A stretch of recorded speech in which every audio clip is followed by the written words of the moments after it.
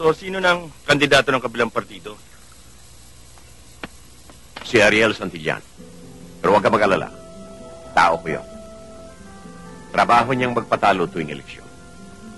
Para sabihin naman ng mga tao na may kalabang ka. Everything's in the bag. Tipong ganon. Pero kailangan pa rin natin bigyan ng piyesta ang taong bayan. Hoy!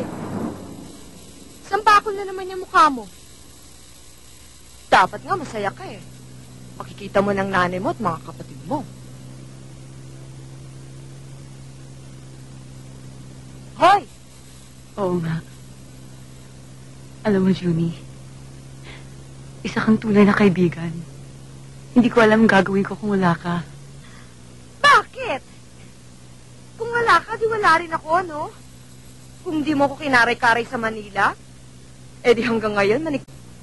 At bakit? Ano sa akala mo? Siyempre, kung saan ka, doon din ako. Pagkatapos ng mga nangyari, ngayon pa bakit tayo iwanan? Magandang araw po. Ako po si Peter Glano. Anak po ako ni Mayor. Gusto ko lang po sana malaman kung may mga problema kayo rito. Wala namang problema. Huwag na po kayo mahiya. Sabihin niyo na po sa akin. Bert! Bert! Tanya Marquez, oh!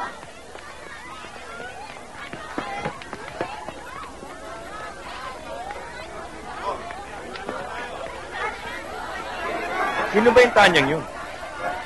Artista yun. Ayan. Ayan, ha? Salamat. Halika na. Bakit pa? Basta, halika na.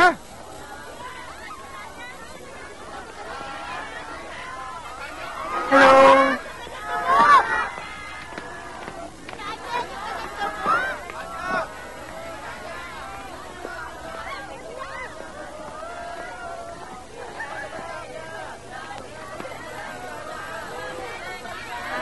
Ano pa? Hi, Tanya. Ako si Yvette. Hi. Siya nga pala si Peter Lee Golano, anak ni Mayor. Hi. Hi. Kamusta? Lee, di ba? Isa ka sa tagahanga ni Tanya. Nalaman ko kasing tiga dito ka.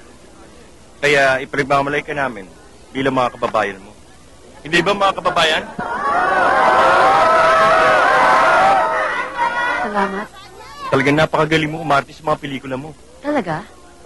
At kahit na anong pelikula ang labasan mo, gumaganda dahil ikaw ang artista.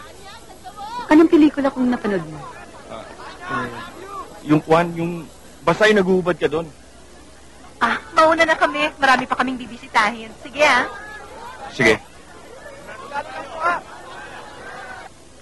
Inay! Inay! Inay? Inay! Ate!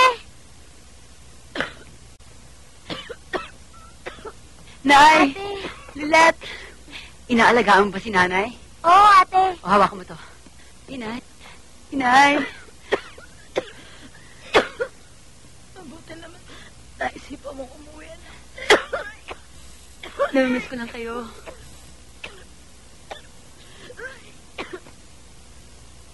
Matagal na ba yung ubong mo yan? Hindi, anak. Kagabi lang. Siguro nalamigan lang ako. Hindi, ate. Matagal na yan eh. Lilet, Nay, totoo naman ah. ba't hindi niyo kagad tinawag sa Sinulatan ka akin? ni ate Mona ng isang buwan. Hindi mo ba natanggap? Hanggang ngayon, postal service ang problema dito. Inay, ba't hindi kayo nagpatingin sa doktor? Hindi na, anak. Mahal na magpatingin sa doktor. Sayang ang pera. Pabihira naman. Kaya nga nagpapakahirap ako magtrabaho dahil sa inyo. Pagkatapos, nasa ba si Mona?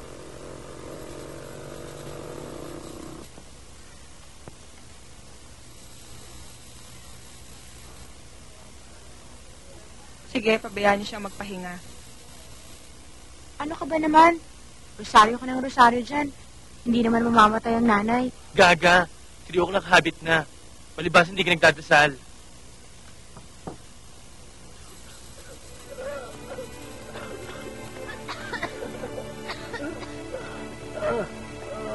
Bakit ba ang dami-daming may sakit ngayon?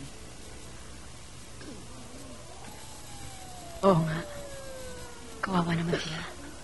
Tanya, sandali.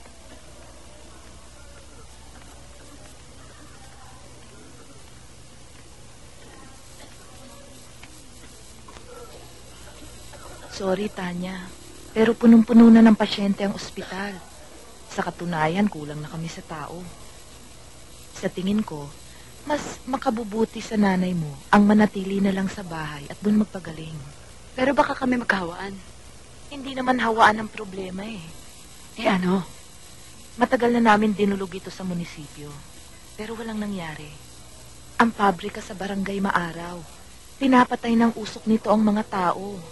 At ang polusyon na kumakalat sa hangin ang nagdudulot ng nakamamatay na sakit tulad ng asthma, chronic obstructive pulmonary diseases at tuberculosis.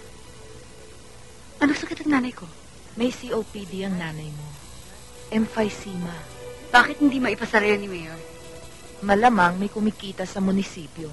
At wala kayong ginagawa?